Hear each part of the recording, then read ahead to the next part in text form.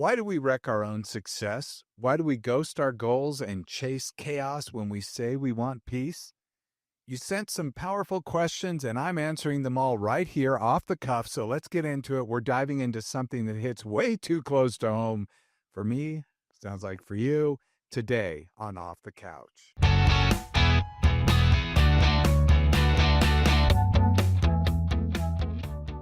And welcome to Off the Couch, where psychology meets everyday life and change doesn't happen lying down. Brian, today we are doing questions, listener questions on self-sabotage. We talked about listener issues with love, and a lot of those were around self-sabotage, which actually caused people to ask even more questions about self-sabotage in general.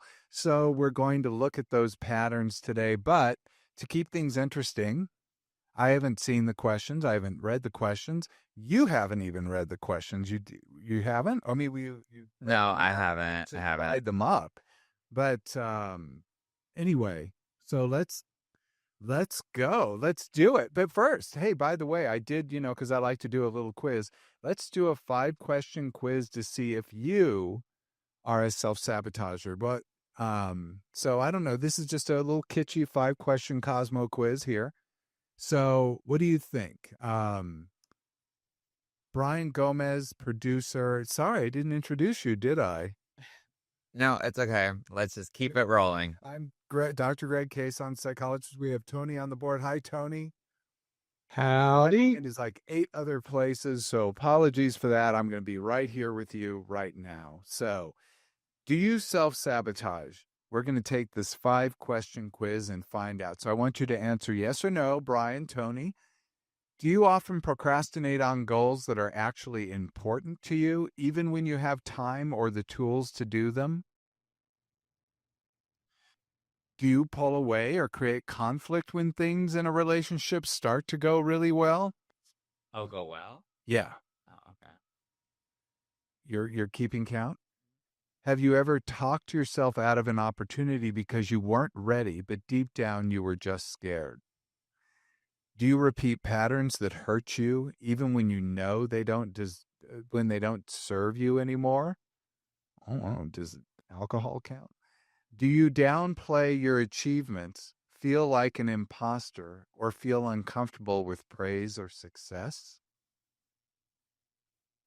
Okay. What do you think? So that's 5 questions. Wait, what did you get, Brian? Yeah, I got 4 out of the 5. 4 out of 5. I got 3, and Tony 4.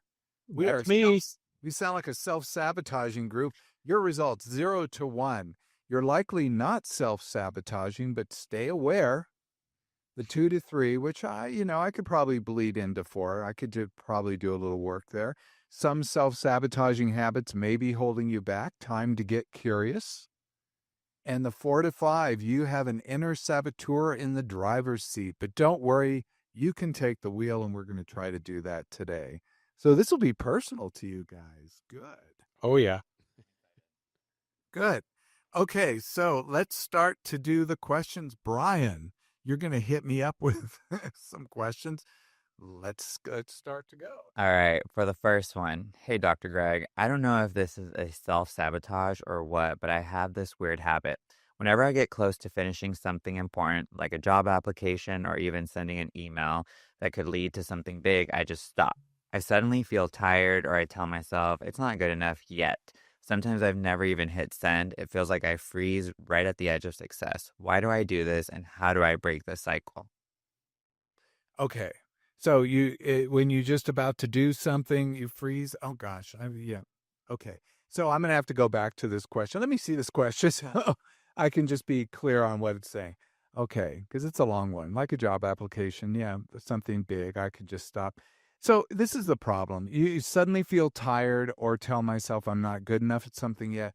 When we suddenly feel tired, is our body sort of overwhelming ourselves because we feel overwhelmed? So when that happens, we're having what is essentially an anxiety response, which is a fear response to whatever we're seeing this job application or whatever it is they're doing in front of them is suddenly taking over, and they are probably in their mind catastrophizing something about it. like that they won't be able to handle it, they're not good enough, that they will be rejected, just any number of things. But the other thing was that they put was that sending an email something big, yeah, even sending an email, it suddenly takes them over, or they tell themselves, I'm not good enough yet. And you know when yet is? It's never. Because the one thing about saying I'm not good enough is you can always say that, no matter how much better you get. Venus Williams could tell herself that. I'm not good enough to play Wimbledon, even though she's won several. Like she could say, oh no, she could self sabotage herself at any moment.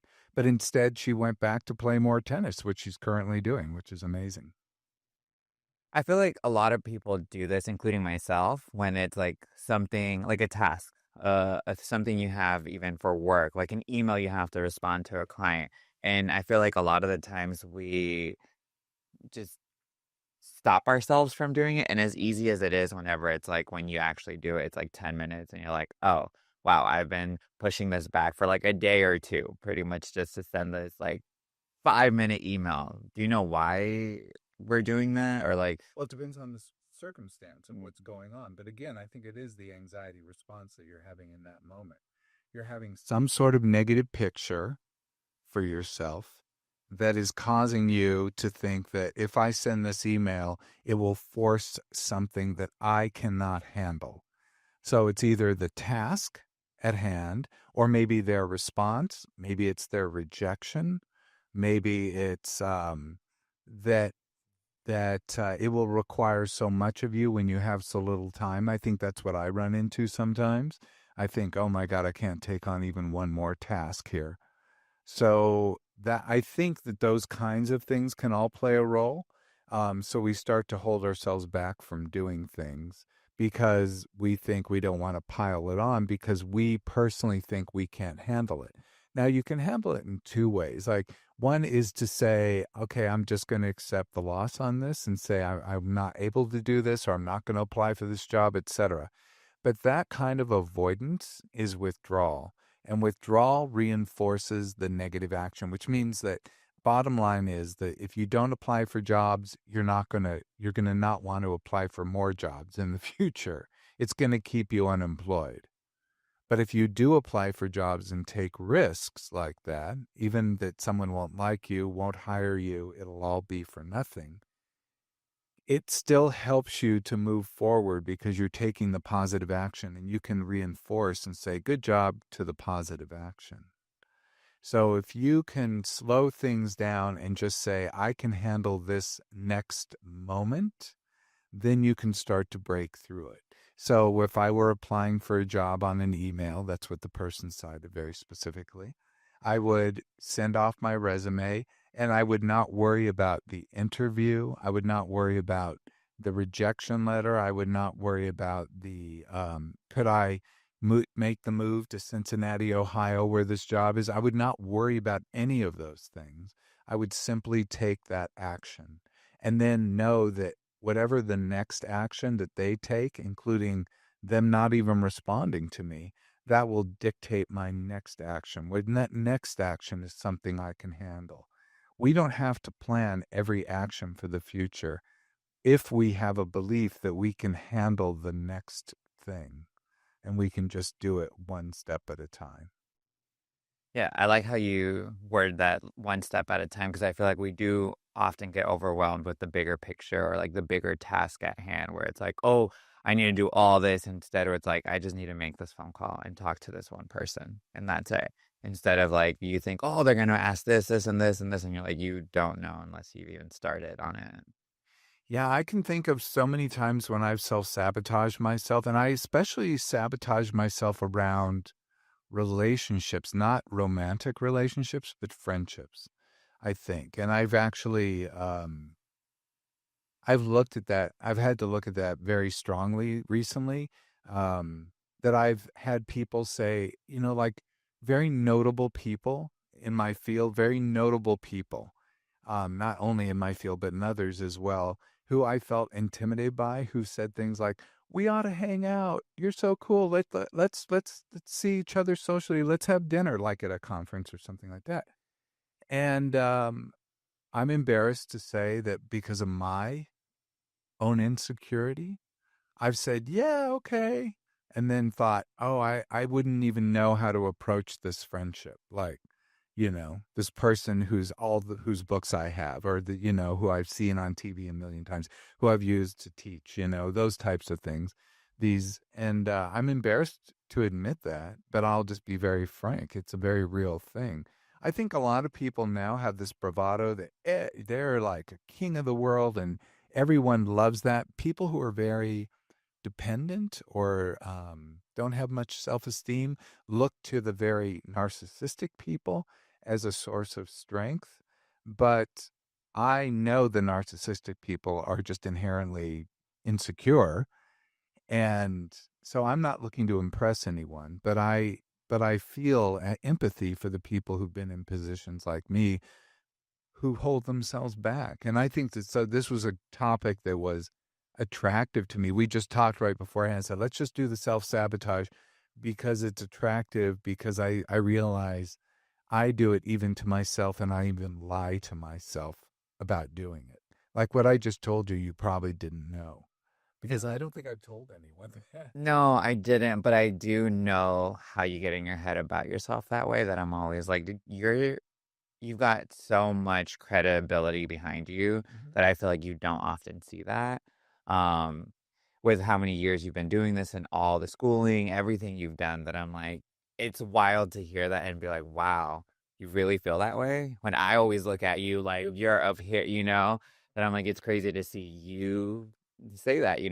But I get it because for me, it's been work wise, where I don't feel like I'm good enough or I haven't had done enough to apply for specific jobs or specific positions. It hasn't been to like this year that I actually can say that I can do so much that I was afraid of doing or even trying work wise, that I was just like, I don't know if I'm ready or have even had the experience to do it, but I just had to, I was in a position that I had no choice but to do it and be like, wow, I am doing it. And even though I thought I couldn't, it would just, yeah, it seemed unreal for me to So even do you that. push, what allowed you to push yourself over the line? What was the thing? What was the the little push, the nudge that got you over the line? Um, well, this year it was a friend of mine who actually asked me to help her work with one of her businesses, that it was like, okay, I'm just gonna help. I didn't think like I was actually gonna take on like a bigger role or be a bigger part in the company as I have been lately, where it almost feels like I'm even driving the boat at this point, where the direction the company is going. Um, but she saw the things that I could do, but I was scared or felt like I couldn't do it or didn't have the credentials behind it. So just starting with that, and then other friends and other people I know, I started doing more and more work within that field that I always did it, but never like as a, I don't know, I don't want to say actual job, but like, yeah, as fully stepping into it and like just doing it I'd always be like, oh, I'm just doing it as a side or for helping somebody. Ah, so you just sort of willed yourself into just stepping into the role? Is that what I'm understanding or no? Did I misunderstand that completely? No, I mean, I had no other choice. I told you, I feel like you guys know that, like, I have been trying to get back into different job fields and nothing was working for me. That at this point, I was like, dude, you got to rely on the skills you have and what you've been doing on the side that you say that you are too scared to fully jump into. Okay. That I get. Professionally for me, I will say I was always hungry. So I would take on more than I could handle anyway, all the time. Not because even that I had a delusion that I could do things. I just wanted to do them. And I figured I'll learn. I'm a good learner. I'm a good student. Um, so I would take on big tasks. But even this podcast has been a learning process. And now we're going through this new transition, trying to develop our own studio, and we're just having nothing but fits and starts. We still have Tony, though. Hi, Tony. You're still helping us from afar. You're just not in the same room. But it is This here. it is still tough. You guys should see us at least every 30 minutes before the show starts. How frantic we are. Unbelievable panic. We weren't even nailed with the top. I had prepared a little bit with the self-sabotage as a topic, but we were going to do these anyway. We just said, let's just go with this. Let's make it happen. So there you go. Hey, we're still doing it, and we're pushing. We're doing the little steps, the baby steps. That is behind the curtain stuff. Okay. Okay, I'm gonna do the next question. Okay. I'll try to pay attention. Hi, Dr. Greg. I'm in a really good relationship for the first time in a long time. No red flags, no weird power games, and honestly, it's freaking me out. I keep waiting for something to go wrong, and I've caught myself picking fights over stupid things, like the way they load the dishwasher. I'm scared I'm going to ruin this before it even gets off the ground. Why does safety feel so uncomfortable? That's fascinating. Okay, there was a lot in this picture. So one, the person's in a great relationship, no red flags. That's really wonderful. I hope that they have an attraction to this person. That I'm assuming is there because that person didn't say anything about that.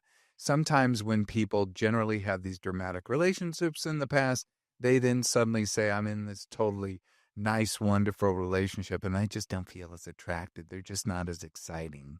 So I hear that. But this person didn't say that. But they're doing some kind of minor things which they label self-sabotage. Although picking on somebody the way they load the dishwasher to me is not the worst thing. These kinds of little fights comprise about 2/3 of fights in relationships. Usually they revolve around something we call irresolvable conflicts. Irresolvable conflicts are the things that never really come to be. I once saw a meme a while back that there are two types of people who load a dishwasher. There are the people who do everything perfectly militaristically styled, like me, and people who look like a, a raccoon, a drunken raccoon who's just tossed all the dishes in there, which I'm not going to say who, but not me. So I will say that, sometimes you have these frustrations. Now, your choice of how you handle the frustration is key because this is an irresolvable conflict. What do I have everything lined up and beautiful and perfect in a dishwasher? How is that so meaningful to me? I have to say, you know what?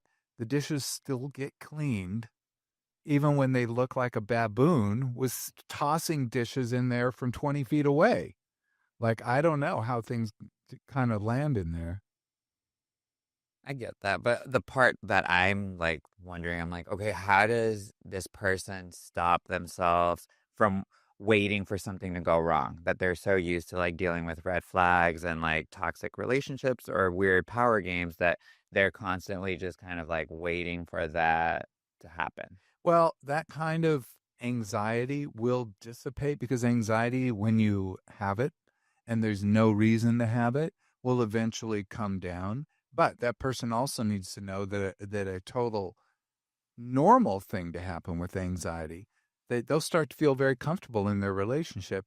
And then let's say 2 years later, 5 years later, suddenly they'll have this influx of anxiety completely out of nowhere that's going to cause them to go back to their old kind of craziness. If they know that in advance that that's coming, then when it comes, they can talk it through with their partner, with their friends, to go, I'm having this craziness. I'm going through this right now. And that's for sure going to happen. Like, Yeah, that's called a spontaneous remission, and it happens in almost any kind of suppressed behavior. The suppressed behavior here, by the way, is that the person felt unsafe and had to try all these. They were talked about safety, right? Mm-hmm. At the end, they felt unsafe and they felt like they needed to do things. Now, if I had this person in front of me, I wish I did, I'd be like, what have you been doing in the past when you felt unsafe? My guess it's things like check their phone, read their emails, accuse them of things, follow them, those types of things we do when we feel unsafe. We're with the other person, and that she or he, what did the person even say? no, Okay, I guess I just assumed she, so shame on me. But um, the bottom line is, this person is going to step back and say, okay, I feel unsafe feeling safe. Like I don't have anything to grab onto. So that anxiety is going to be free floating for a little while, but that's okay. I would say that's okay. I'm glad you're stretching yourself. I'm glad you're with somebody who's pretty wonderful. And if something bad does happen, as sometimes it still can, it doesn't mean you've failed. You gave this relationship a chance. So keep going forward. Okay, I also had a question about this. Um, so the feeling that people get when they're in this situation, that's anxiety. Yeah. Because I feel like a lot of people don't know that that's anxiety. It's just like I feel like people call it crashing out, where they like going Crashing out, this crazy. new term. You heard of it? Oh my God. Because it's so disturbing to me. Crashing out to me used to be falling asleep. Didn't it to you, Tony? It was, yep. You're I crashing out. crashed. You couldn't stay awake any I longer. I crashed out. I couldn't stay awake. Couldn't stay awake. Now all the kids have reframed crash out to I'm getting super emotional, right? Yeah, like a crazy I'm spiral. getting a crazy spiral. We just called it a crazy spiral. That's why I was like, okay, so this is anxiety when people are feeling something like this, and Yeah. when they're on edge or on the lookout. Anxiety, if you want to look at it, I like it. Look at anxieties like this flame that's always, that when it goes high, it boils everything else. Like if we have a pot full of insecurity, anxiety is going to go in there and just fuel it, get it bubbling. It's crazy. I'm learning a lot. The whole thing about like that it'll come back in 2 years or it'll pop up. That's wild. It'll pop up, but it will pop up. I can guarantee that. Spontaneous remission is it's pretty understandable. If we teach a child, like, I don't know, don't, I don't know, don't look touch on, the hot stuff. don't touch the hot stove. Oh my God, there you go. Don't touch the hot stove. Well, first of all, it's, very exciting to stare at a hot stove. I remember being a kid. But then, you've learned you touch the hot stove and you don't want to go back. That's a little bit, you can do one trial learning with a hot stove, which one trial learning means you don't go back. But if there's some sort of fascination with it, perhaps, and that one trial learning doesn't really do it, then they could still come running back. And it's usually for some kind of learned behavior. And this would be probably a learned behavior because she had not so great relationships in the past. Here I'm saying she, but I'm just giving this person the benefit of the doubt. Not so great relationships in the past. And then has this really great relationship now. So that to me is learned. Like he learned this was the pattern. Okay, cool. I'm gonna do the next question. Yeah. And those are subject to learned things are subject to spontaneous remission of old behaviors. That's the same in alcohol, by the way, or drug addiction or anything like that. People will say, "Oh, that drug addiction treatment didn't work because the person relapsed." I'm like, that's no proof whatsoever the drug addiction treatment didn't work. It just meant that they stopped using. Maybe the drug addiction treatment was really helpful in that process. We don't know. You could go back and look. But their relapse is not necessarily due to anything to do with the addiction treatment. That's so wild because when you hear about people relapsing, you feel like, oh, because something happened in their life or something threw them off. But like, I never thought about it like that way, where you hear about people with addictions or alcoholism that they stay in those support programs all their lives.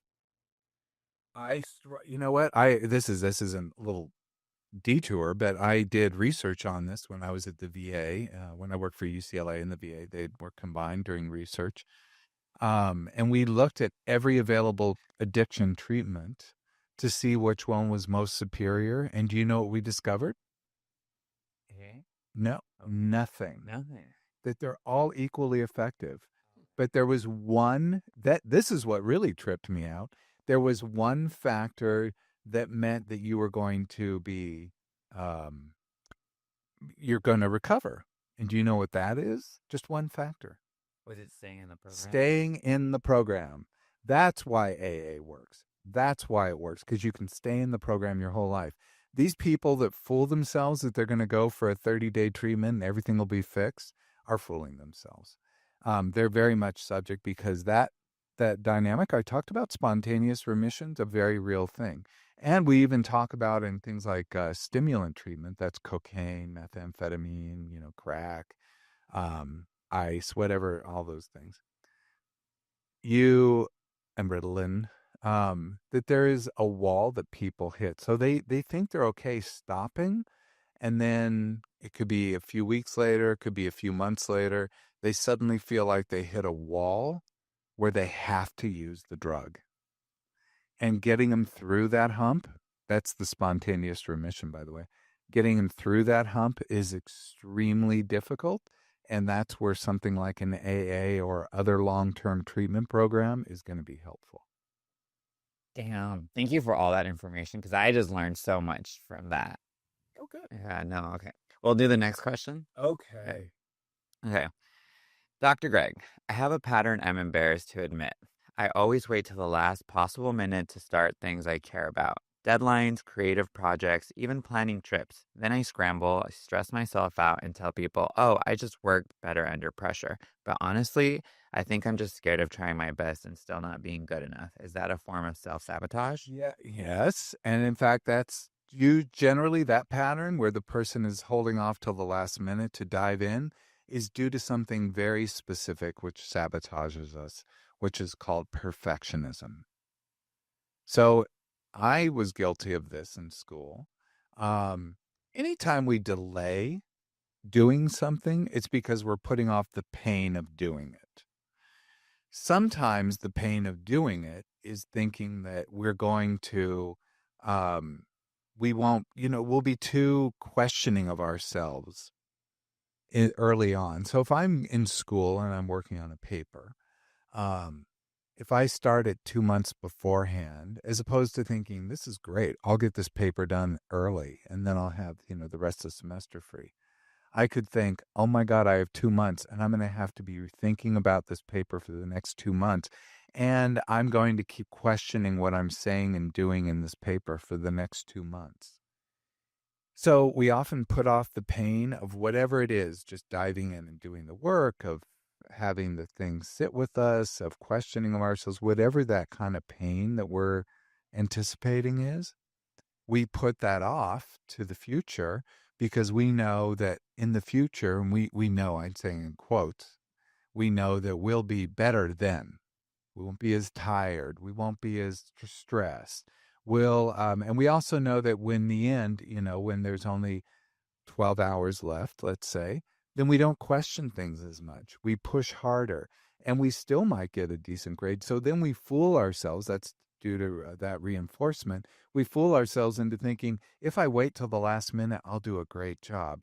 No, you waited till the last minute. You did a good job. Probably you would have done about the same job anyway. There's no way to test it at that point. But what you did do is you put away all your insecurity, because now your insecurity doesn't have time for the 12-hour time limit that's in front of you. Like your insecurity just has to sit by the wayside. It has to sit by the side of the road while you forge ahead on this paper and get it done in time. Dang, that makes so much sense. I'm just thinking of like times where I've been at like FedEx office at 2 in the morning. There's been like a 24-hour one, and I'm like printing, cutting, pasting everything right before like the morning that it's due. So I'm like, dang, that makes a lot of sense. Oh, yeah. Oh, yeah. And how can we fix that, or how can we work on that? Start it. Just start. So, yeah, perfectionism is you have to be willing to fail. I work with a lot of writers who run into this. Perfectionism is also behind writer's block. And it's behind a lot of things. Like we could look at any kind of highly creative person, they still suffer from perfectionism, especially if they're kind of a victim of their previous success. Sometimes that even takes a toll. So they're thinking, I don't know that I can do something as good as that when I have this. This is where narcissism really comes in handy because you can overcome these things more easily. But the person who's more neurotic, which a lot of writers are, I hate to say it, more in that range, they can be very much thinking, this has to be perfect. I wrote a book that was a hit. This one has to be a hit now. How do I do that? So they're going to start going through some of those perfectionistic mind loops, and they're starting to think about those things. And then they may even develop writer's block where they don't know what to write because they can't think of the perfect thing to write. So what I do with them, this is kind of a fun little task that I do, which is open up. I say if you get two computers, it's great. But if you don't, then just put two Word documents up on the screen. On one Word document, you can do your writing, whatever you're writing about. The other Word document, just whatever your thoughts are. And then you determine a pre-amount to write. So let's say 1 hour. And you have to spend the entire hour writing. But if you can't think of what to write on your, the book assignment page, then you're going to be spending the entire hour writing on the other Word document that's just your random thoughts. And your random thoughts, and I've done this myself many times when I've run into these things, the random thoughts are, I have no idea what to write. I feel like I'm going to fail. Like this, whatever it is, you go through those types of things. This has now been proven in research to work rather well. We actually had people who had difficulty with the bar exam because of anxiety. So what they did a research study, and they had people who were taking the bar exam who had previously failed, who had a lot of difficulties. And they did this they did a controlled study, but they had some of them spend the half hour before the bar exam just writing down all their insecurities about the bar exam. Literally, instead of studying, just writing down their insecurities. What that did is it cleared up their mind to be able to take the bar exam, and their pass rates were higher than the group that didn't do it. Which is interesting. Great. That's insane, but does that work with, like, anything? Like, because I feel like we all kinda go through that, and instead of waiting last minute to feel that pressure and not have the time to worry about it, like, could that be applied for anything that we're working on? Like, if we're feeling like we're getting in our own way of starting it or something, is it okay to start that? Like, the list of everything we're feeling or thinking? Well, when we're starting a task, especially a big task, we want to break it down into little chunks. And then you select how you're going to approach those chunks. You're either going to do like an individual task till it's done, or you're going to work on the project for an amount of time till it's done. So if you are working on something that has an amount of time, you could do the writing task like we just outlined. You could say, okay, if I can't, even if it's like I'm going to go fix the plumbing, you could go and do that, I guess. Um, I did a version of this in my graduate school when I made kind of forced myself that if I wasn't going to work on my dissertation, I had to be cleaning my apartment. I couldn't do anything else. And I had a spotless apartment. Let me tell you, I was impressed with myself. Spotless. Never again. But that's what I really did, is to kind of force the issue because I hated cleaning so much. If you enjoy cleaning, that task probably won't work well for you, but maybe the writing one will. But what you're doing is you're just trying to figure out what to do. If you have an individual task, I approach it a little bit differently. That if you have an individual task to do, if you're really overwhelmed by it, then take it down. Like take it down to nothing. Like if my individual task is I'm supposed to read a book, maybe I can read one chapter. If I can't read one chapter, maybe I can read one page. If I can't read one page, maybe I can move the book from the bookshelf to the table in front of me. Okay, so You can any do little thing. something Okay. to start the action. I think that's cool advice, and I'm gonna start trying that. Even in the writing one, I'm like, oh, that sounds like a fun way to kind of. I mean, nobody I think else really wants to self-sabotage themselves, right? Nobody wants to. We just end up doing it because we're afraid. Got it. So fear seems to be like the big thing knocking us off from Fear is your. always the big thing knocking us off. Fear is the thing that separates us from other people. Fear is the thing that holds us down. Fear is the very thing that keeps us being fully who we are. And the opposite of fear, we could say, is love. But really, to me, it's love with other people. It's connection to the universe. It's connection to other people. That will lift us up. That will make us feel fearless. Okay. I'm gonna read the next question for you.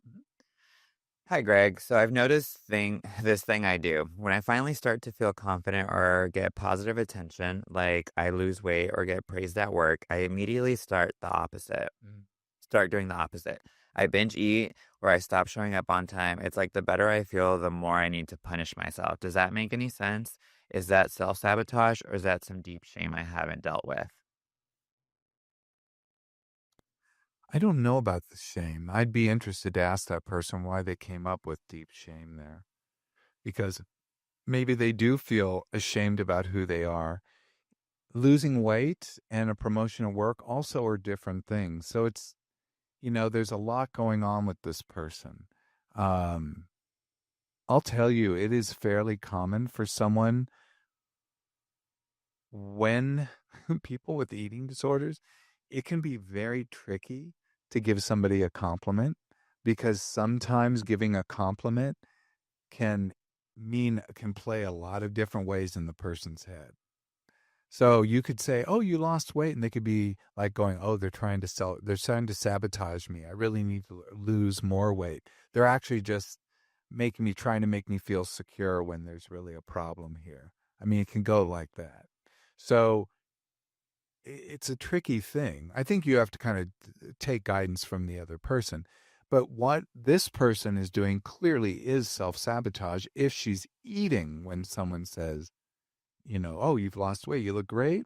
And then she's going and eating because what is it about when they say that they're noticing her? And maybe that's the shame that they're noticing her body, maybe. And that's why I would like to know more about the shame because I think that was a key word that landed in there. And it would make sense for work too, because they're noticing them there as well, right? If they're getting praised at work. Exactly. So maybe being noticed is part of the problem. Maybe being noticed is the scary thing.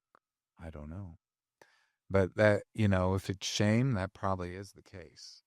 So this person I would want to be a little more gentle with in the sense um, uh, that there may be a lot more than the self-sabotage may be more protective here of her own, something else going on. And maybe it is being noticed and maybe that meant danger in the past. And that's what I keep thinking about how, like, we've had this conversation where a lot of people with, like, eating disorders have gone through sexual traumas Mhm. when they were younger, so that's part of, like, the cycle of it. That I mean, that seems like this could be something like that. It's just really sad for people to have to deal with that in those types of ways. It is sad, yeah. And also, like, so if you see one of your friends kind of losing weight, because I feel like it happened, like, and like you said, it's kind of like a sensitive topic. Like, is there a way, or is it just better to like not even say anything whenever you notice? Because you'll notice if your friends or somebody you know has lost weight, and you want to be like, oh my God, like you look great, but then you know sometimes that's not the best thing to say. I would say it. Say your honest reaction. Be honest. Don't try to game it out or be untruthful. Say your honest reaction. But look to how they react. And say, and then if they react in a negative way or they try to push away the compliment or they do something, then you start to get more information about something else going on as opposed to them just saying thanks, which is, you know, all they need to say. Perfect. For the next question. Hey, Dr. Greg, love the podcast. Here's my situation. Thank you. I'm great at giving advice, supporting others, and even talking about boundaries and mental health. But when it comes to actually taking care of myself, I blow it. I say yes to things I don't have time for. I take on too much and then I crash. Why is it so hard to apply what I know to my own life? Am I sabotaging myself with people pleasing? I think you're the best person to answer this. Did I write this? It sounds like you. I mean, it does sound like you would say that love the podcast.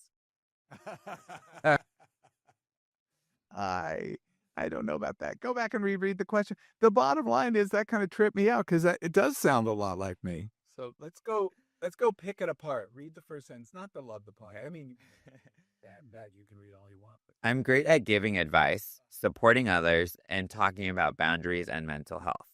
So they know everything. They know all the spiel. I don't do any of that stuff, do I? Except here. I mean, this is your profession, so you do all this. It's my casual world. No.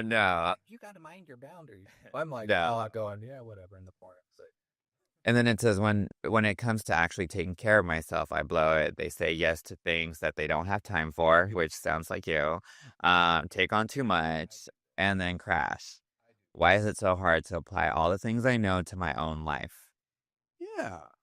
Why is that hard? Why is it so hard? I think for me, like, because I talked about that hunger about wanting to achieve things and wanting to dive in and experience life and experience things, that hunger has fueled me, but it also leads me to make bad decisions. In the sense, much like a drug addict, I'm not going to say I'm addicted to work, but I can say that work um, is a comfort zone of mine in that I enjoy going toward it. Even when I'm feeling especially bad, I don't mind working because helping other people actually helps me feel better, um, frankly, and that's okay. Um, but I do, and I have taken on too much, and it's always been in the service of this seems super cool. I want to do this. I want to do that. I did this in high school when I joined too many clubs, and I had all these. I was on student council and yearbook. I was yearbook editor in chief, and I was in student body and all this stuff. I mean, there were so many things I did in school, and I was so busy, plus trying to take my classes and apply for colleges. And I had a part-time job the whole time. So I was so super busy, and I still felt like I was deprived, like I wanted more. That we didn't have the concept of fear of missing out, but I think I kind of had that in the sense that I didn't fear I was missing out, but I really wanted to be like diving into everything. So that I called it hunger because that's what it felt like to me. Like I was always hungry for more, was very present, but it did cause me to overwhelm myself. I think I didn't learn early on how to balance things. Um, and we could look at all the reasons for that, but it has plagued me, and I do try more. I can't say that I'm perfect. I'm not. And I don't try to be preachy with somebody else about boundaries because I have issues sometimes. I'm not preachy ever about anything that I personally have a struggle with.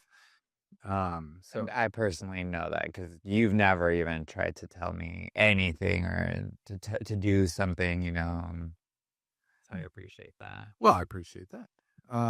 But I'm always surprised when people, I've been going through a really tough time recently is because of the death of a family member. And people, my friends around me keep trying to solve it. And I'm like, please, there is no solution. Like I'm feeling very sad, they want to solve that. I'm feeling very angry, they want to solve that. I'm feeling this, want to, don't solve it. And I like just let me be. Let me be. And cuz I know what this process is and I just need to get through it. Even sometimes I'm going to need to know that, I have no idea what's going on because it's just really a tough road. Yeah, and I'm guilty of that. I am trying to fix or anything you've been going through too. I'm always like, oh, we need to find you a cat just to make you happy or something. It's just so if anybody out there listening, Greg needs a cat. ASAP. But I am guilty of trying to fix it. Like, I guess hearing that just makes it easier. Like, okay, I just need to let you go through it. Yeah, because I'm not overwhelmed by what's going on for me, but rather I'm, upset. And I wish I weren't. I wish I weren't feeling these things, but it's just what I'm feeling. And I don't blame anyone. When you have a death of someone, there's no one to blame. I could get mad at this person in the hospital or this service provider or that thing or that thing. But the reality is, this is what was happening. This just happened. And when you step back and take a look at the big picture, this just happened. And there is no going back. That's one thing about death. You don't reverse it.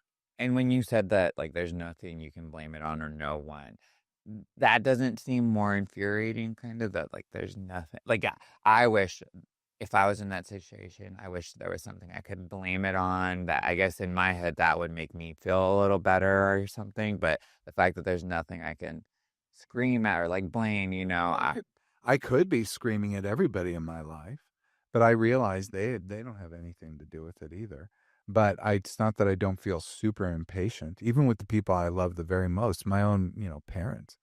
I've lost patience with, and they suffered the loss as much as I did. It was my brother, if anyone's wondering.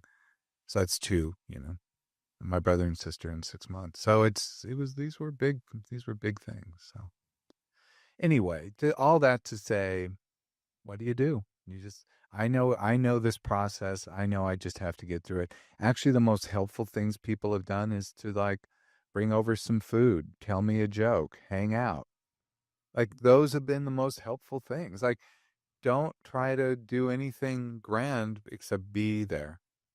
yeah, and I feel like everybody has their own way of dealing with it. I had this audiobook that talks about it. There is no right way of grieving. Like No. that is not a real thing. Like there's nobody that could tell you what steps, what you should be feeling, what like everybody does it their own special way. That is true. That is true. Brian, we're like we've got maybe room for one more. What do you One or think? two more, and I think we should Okay. be done. Okay. Oh, let's do this one because I feel like I go through this a lot. Oh. I've noticed that every time I'm close to finishing a project, something that could actually move me forward, I suddenly lose motivation or convince myself it's not good enough. Why do I keep backing away from the finish line? I've done this with multiple things, and I feel like you've seen me do Yeah, I this. even called this out. Yeah, because I see you start a project in an excited way, and then you peter out. Like, and I think part of the peter out. Now I don't know, but what do you think? What let me ask you very quickly. What do you think is happening at the moment you stop? And that's sometimes hard to figure out because No, I know it. what is it? Because I get scared that I'm not like it's going well and I can see it moving forward and have the possibility to like do really well. And then right before I take that next step, I'm like, I don't know. I don't know if it will. I second guess myself and then I'm like, okay, this isn't gonna come like I go into like this is not like I'll look at it in the future and be like, this is how it's gonna fail. Or it's not gonna be good enough. So yeah, if we were working together like in a therapy way, I would want to kind of sit there with that's what we call the growth edge. That's the thing that's kind of holding you back that moment. And to try to expand that to be able to take the next step. We don't have to complete the whole project, but what is the next step to push to the next behavior? I see. Is there some emotion coming up? No, I mean, I'm just like, it saddens me because I've seen the things that I've worked on and that have been like right then and there. Or like, I even had this t-shirt company and it was like, I did the website, I did the socials, I even gifted stuff, I sent stuff out and everything. And then I was like, oh, now I got too nervous and for the next step that it was just, I did it myself. The the next steps are actually the hardest. Starting something is very hard. Maybe you're 5 years in and once you got the groundwork going, that can be easier. But the middle part, it's very, very hard because it's a lot of difficult work. That's like with our studio thing. I'm like, let's keep pushing, let's keep pushing, let's keep pushing. Even though we just have all these problems. Like we have all these problems going on. We're managing to, bring this to you, but we're going to continue to improve it. But but what this is too is a willingness to fail, and this is something I work on people with. We talk about, oh, fear of success or da da da. I think failure is something we have to be willing to do because people think failing is the end. Failing is really only a moment in time. When you fail, it's like you fall down. It's your choice then whether to get back up again and how soon to get back up again. But when you fail, it hurts and it's embarrassing. It's like when you're on a sidewalk and you're walking along and everyone's looking at you, you're looking great, you maybe have ice cream in your hand and you're just feeling so good about yourself and you hit that crack in the sidewalk and you go flying 2 feet in front of you and smack on the ground, your ice cream smack, and nobody rushes to your aid. Everyone just looks at you in a horrified way. And you just imagine everyone laughing at you, people taking pictures for their Instagram. And then what do you do in that moment? Do you stay down there and go, oh, woe is me, Or do you go, you know what? Oh, well, happens to everyone, as failing does. And then you get back up, brush yourself off, and keep moving. I mean, that's all you can do, right? It's all you can do. Well, you could sue the sidewalk. I would have sued a lot of sidewalks, actually. That happens to me quite often. That's a universal. But I think we should wrap up because we're almost out of time. Well, that was good, Brian. Thank you so much. Those were actually kind of helpful. I learned a lot. Yeah, thank you. It was an interesting one to do. I actually wrote down some practical tips for self-sabotage. I don't know if we did any of these really, but I'm going to name them and go ahead and put these on a handout and work on this. So this will be part of the podcast in our YouTube show notes. There'll be a link to the handout and a downloadable link. And so it'll have some of these and I'll put a quiz on there. We'll get it together. So here's number one is to name the pattern. To name the pattern like this is self-sabotage. This is what I'm doing. I'm getting in my own way. And once you do that, you kind of can narrow it down and try to pick it apart and go at it a little bit more easily. When you self-sabotage, you probably need to dial it down to something you can handle in that moment. Number two, ask yourself what you're really afraid of. I mean, it isn't, I hate it when people say, oh, I'm lazy, because I usually don't think they're being lazy. It's usually something else going on. I, in fact, feel lazy quite a bit, and it's a lovely feeling. But it doesn't account for they're not doing a particular task. That usually is due to the fear of doing that task. Is it the fear of failing, as we talked about? Is what would success mean? Would that mean too many tasks in the future? They become overwhelmed. What's going on? Is it being seen like that one person we talked about? This is a big one I harp on a lot, is to set micro goals that you can get immediate wins and reward yourself, pat on the back. Self-sabotage thrives on being overwhelmed. When we're overwhelmed, that's when self-sabotage is at its best. So, break it down into the smallest piece, shrink it down. Just do one bad paragraph when you're writing. Just take the book off the shelf. Like I said, just take it off the shelf. Like that one little task is more than you were doing before. It's a win. It's a win. And you can go, wow, I took it off the shelf and I put it on my desk. Whoo, that's down. Now, next task, open the book. Yeah, maybe tomorrow's open the book. Maybe, the next day is read the title. Well, that's how you mentioned about how when you used to work and you would work out before and everything, you would just start by even going to shower and then little next step, baby steps. That is the most embarrassing thing. And I've told that story many times because I think it reflects something called behavioral chaining. So it is based in something, but where I basically wasn't failing at working out.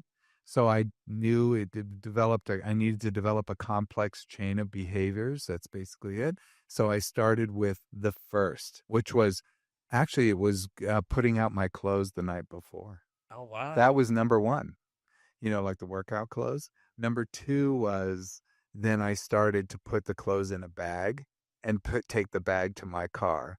So I would do that, put the clothes, put the bag to my car. And once I'd mastered that, which was very easy, then I would drive to the gym every day and I would try to buffer in the time I needed to work out and would get to work extra early then those days because I wasn't working out. I was just going to the gym early. They were very happy. And I kept building that behavior with further and further successes until I finally had developed going to the gym for an hour a day. How about that? Amazing tip. Yeah. And number 4 is self-compassion, not self-punishment. I preach that so much, but yeah, feeling okay about yourself as a human being. Number 5 is catch the pattern and change the ending. That gets back to just understanding your own behavioral loop that you go into. Okay. Yeah, and I'm really glad that you talked about just saying what you're feeling out loud. Like that's why I even asked you about whenever the person was like or crashing out. I was like, is that called anxiety? Like, because sometimes you don't know, you just feeling this feeling and you're like feeling like you're spiraling, but you Somebody don't know. doesn't know their feelings. That's a basic task in therapy. Name your feelings. That is actually really important to do. They need to be able to name their feelings. That gives them information that will help them perform better in the world. That little thing. But I don't think a lot of people know that, or not everybody's in therapy, you know? Yeah. There we go. That's my that's a huge tip for the day. Okay, in today's episode, if that made you say that's me, that's good because as you hear it, I think that was what I saw myself as. Same. Brian saw himself. So self-sabotage really isn't a flaw. It's just part of the human condition. We all get into this. So we all can get out of it too. And if we do this together and support each other, that's going to be much easier. If today's question and answer format worked for you, please send us more questions. We're going to try to put these together and do more of these. It's a lot of fun for me because I feel like it's a little bit of a game. And I learn a lot from this, so. Yeah. So, I mean, I thought it was pretty cool. Until next time, stay kind to yourself. To go looking for the handout in the show notes. And when if you enjoyed this session, I'm like, what did I write here? If you enjoyed this session, send it to a friend. That would really be great. This session, I said, wow, It felt like therapy. speaking therapy, speak. If you enjoyed this podcast. Also, this wraps up the show for today. This is Off the Couch with Dr. Greg. Catch us on Apple, Spotify, or wherever you listen. Links to the studies on the show notes, YouTube page, youtube.com/Dr. Greg. I don't have any studies, but you know what? I'm going to find some on self. I will. And we're going to put that relationship quiz in the handout. We haven't done any of this yet, but we will. Oh, the study about the bar, how they. I will try to look for that study. Yeah. I know these studies, but then I don't. I have to go look for it, but I can probably find that one. Until next time, keep questioning the patterns. Don't settle for chemistry when you deserve more. Like, just don't just follow your feelings. Really try to think more about how you're going to live in this world. Hit us up on socials at Ask Dr. Greg. This is Dr. Greg, Brian, and also Tony. Tony, we didn't even hear from you. I'm so sorry. Did we sabotage your performance today? I had such big hopes.